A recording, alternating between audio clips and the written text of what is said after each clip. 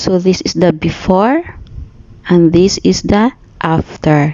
Did you see any difference? Yes. Nilinis ko po yung indoor plants namin. Dinusting ko, pinunasan ko ng wet cloth.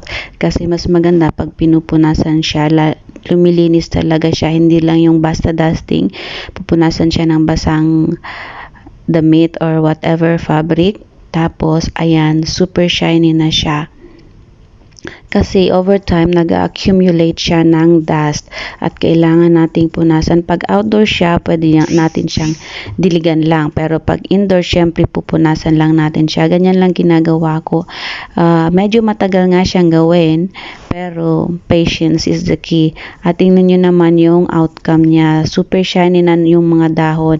Ang ganda ng tingnan. Green na green. Tapos, alam mo yun, kita mong healthy yung mga